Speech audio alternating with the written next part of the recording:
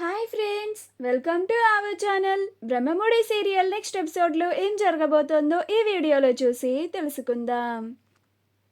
కావ్య ఎవరో తెలుసుకోవాలనుకుంటున్న రాజ్ అసలేం జరిగింది అని తెలుసుకోవడానికి ఈ వీడియోని స్కిప్ చేయకుండా ఎండ్ వరకు చూసేయండి. రుద్రాని కావ్య ఇంకా పిచ్చిది అయిపోయింది అని రుజువు చేయడానికి కావాలని హాల్లో రాజ్ ఫోటోని పెట్టి దీపారాజన చేయడానికి అగ్గిపెట్టి వెలిగిస్తూ ఉంటుంది. అప్పుడు కావ్య వచ్చి రుద్రాణిని ఆపుతుంది. అప్పుడు అలా కావ్య రుద్రాణి చెయ్యిని చాలా గట్టిగా నొక్కేస్తూ ఉంటుంది. అప్పుడు రుద్రాణికి చాలా పెయిన్ వచ్చి ఏ ఏంటి కావ్య ఇది అని అంటుంది. అప్పుడు కావ్యకి చాలా కోపం వచ్చి రుద్రాణి పీక పట్టుకొని ఎంత ధైర్యం ఉంటే నేను నా భర్త బతికే ఉన్నాడు, ఇంకా ఈ ఇంట్లో అలాంటి కార్యక్రమాలు చెయ్యకూడదు అని చెప్పినా కానీ నువ్వు కావాలని ఇలా చేస్తున్నావు కదా అని గొంతు పట్టుకొని కోపంగా నిలదీస్తూ ఉంటుంది. ఇంట్లో వాళ్ళందరూ కావ్యని ఆపడానికి ప్రయత్నిస్తూ ఉంటారు. కానీ కావ్య తన ఆవేశాన్ని తగ్గించుకోదు. నువ్వు ఎన్నో పాపాలు చేశావు, కానీ బ్రతికుండగానే నా భర్తకి దీపం పెట్టి ఈ పాపానికి కూడా ఒడిగట్టావా అని రుద్రాణిని కోపంగా అరుస్తూ ఉంటుంది. అలా అందరూ కలిసి కావ్యని పక్కకి లాగేస్తారు.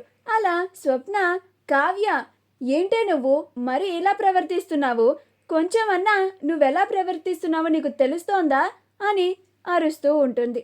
అప్పుడు కావ్య, నాకేమీ మీరు అనుకుంటున్నట్లుగా పిచ్చి పట్టలేదక్క, నేను పూర్తి ఆరోగ్యవంతురాలుగానే ఉన్నాను. ఈ రుద్రాణి గారికే పిచ్చి పట్టింది, అందుకే నేను ఎంత చెప్పినా కానీ కావాలని బ్రతికున్న నా భర్తకి దీపారాధన చేస్తోంది, అందుకే నేను అలా చేయాల్సి వచ్చింది అని అంటుంది. అప్పుడు రుద్రాణి, చూసారా, మీరందరూ చూసారా ఈ కావ్య ఎలా ప్రవర్తిస్తోందో, నా పీక పట్టుకొని నన్ను చంపడానికి కూడా ఒడిగట్టేసింది. నిజంగా మీరందరూ కూడా కాసేపు వరకు కావ్యని పట్టుకోలేకపోయారు. బాగా పిచ్చి పట్టిన వాళ్ళే ఇలా ప్రవర్తిస్తూ ఉంటారు. వెంటనే సైకియాట్రిస్ట్ని పిలిపించండి, ఈ కావ్యకి ట్రీట్మెంట్ ఇప్పించండి అని అంటుంది. అప్పుడు కావ్యకి ఇంకాస్త కోపం వస్తూ ఉంటుంది. రుద్రాణి గారు అని రుద్రాణి మీదకి వెళ్ళాలని ట్రై చేస్తూ ఉంటుంది.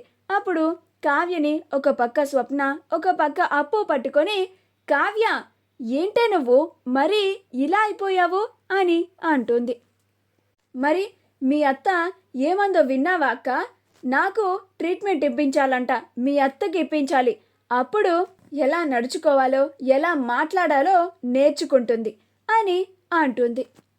అప్పుడు ఇందిరాదేవి, చూసావా రుద్రాణి, నేను నీకు ముందుగానే చెప్పాను, కావ్య ఇలాంటి పనులన్నీ ఇంట్లో చేయొద్దంది వద్దు అని, నా మాట విన్నావా, ఇప్పుడు చూసావా ఎంతవరకు తెచ్చుకున్నావో అని అంటుంది.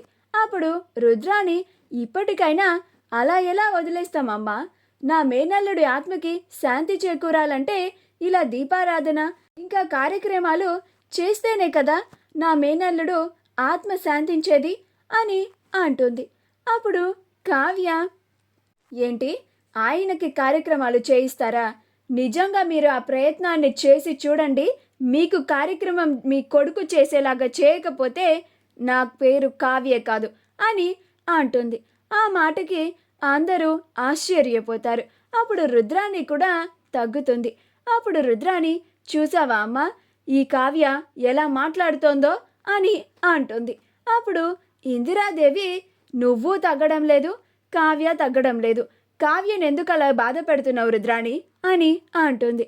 అప్పుడు కావ్య, అమ్మమ్మ గారు, అత్తయ్య గారు, నేను మీ అందరికీ చెప్తున్నాను, ఆయన బ్రతికే ఉన్నారు, ఆయన్ని నేను వీలైనంత తొందరగా ఆయన ఆచూకీ తెలుసుకొని మన ఇంటికి తీసుకొస్తాను అని అక్కడి నుంచి రాజ్ని వెతకడానికి వెళ్తుంది.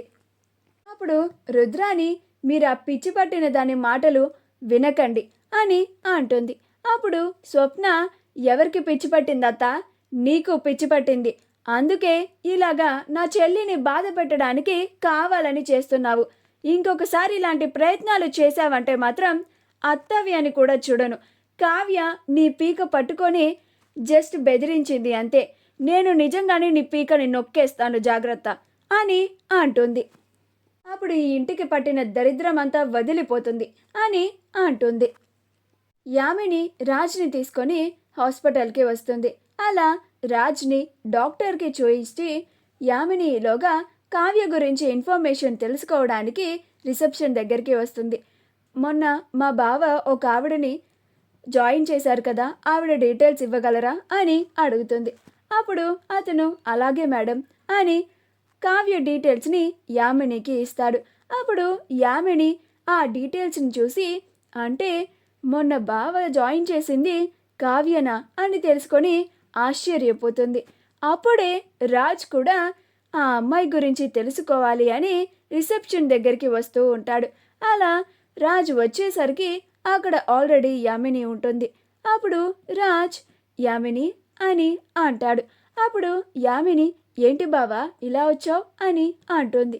అప్పుడు రాజ్ ఇప్పుడు ఆ అమ్మాయి గురించి డీటెయిల్స్ కనుక్కోవడానికి వచ్చాను అని తెలిస్తే దానికి యామిని అడ్డుపడచ్చు. అందుకే యామినికి ఈ విషయం తెలియకూడదు. ఏం లేదు యామిని, నువ్వు ఉన్నావని ఇక్కడికి వచ్చాను అని అంటాడు. అప్పుడు యామిని సరే బావా పద అని యామిని రాజ్ని తీసుకొని డాక్టర్ దగ్గరికి వెళ్తుంది. అప్పుడే కావ్య హాస్పిటల్కి వస్తుంది. అక్కడికి వచ్చి 2 days బ్యాక్ నన్ను జాయిన్ చేసిన వ్యక్తి డీటెయిల్స్ ఇవ్వగలరా అని అడుగుతుంది. అలా వాళ్ళు కావ్యతో మీ గురించి ఇందాకే ఒకళ్ళు ఇన్ఫర్మేషన్ తీసుకున్నారు మేడం అని అంటారు. అప్పుడు కావ్య అవునా అని రాజ్ కావ్య డీటెయిల్స్ని తీసుకున్నాడేమో అని చాలా ఆనందపడిపోతూ ఉంటుంది. అలా రాజ్ డీటెయిల్స్ని తీసుకుంటుంది. అలా కావ్య అవునా ఇప్పుడు ఆయన ఎక్కడ ఉన్నారు అని అడుగుతుంది. అప్పుడు ఆ రిసెప్షనిస్ట్ అదిగోండి అటువైపు వెళ్ళారు అని చెప్తాడు. అలా కావ్య అటువైపు వెళ్ళి చూస్తే నిజంగానే రాజ్ ఉంటాడు. అలా కావ్య రాజ్ని మళ్ళీ చూసి చాలా సంతోషపడుతూ ఉంటుంది, కన్నీళ్లు పెట్టుకుంటూ ఉంటుంది. రాజ్ ఎలా వెళ్ళి కావ్య డీటెయిల్స్ని తెలుసుకోవాలా అని ఆలోచిస్తూ ఉంటాడు. అలా కావ్య బయట నుంచి రాజ్ని చూడడం రాజ్ కూడా చూస్తాడు. అప్పుడు రాజ్ కావ్య ఏడవడం చూసి ఇంకాస్త ఆశ్చర్యపోతాడు. ఇదేంటి ఈవిడ నన్ను చూసి ఇలా కన్నీళ్లు పెట్టుకుంటోంది, అసలు ఎవరీవిడ, ఖచ్చితంగా ఈవిడ గురించి తెలుసుకోవాల్సిందే అని అనుకుంటూ ఉంటాడు. అలా ఇంటికి వెళ్ళేలోగా ఎలాగైనా సరే ఆవిడ ఇన్ఫర్మేషన్ తెలుసుకొని ఆవిడ ఎవరో తెలుసుకోవాలి అని అనుకుంటూ ఉంటాడు. మా వీడియో కనుక మీకు నచ్చినట్లయితే లైక్ చేయండి, షేర్ చేయండి, మా ఛానల్ని సబ్స్క్రైబ్ చేసుకోండి. పక్కనే ఉన్న బెల్ ఐకాన్ని క్లిక్ చేయడం మాత్రం మర్చిపోకండి.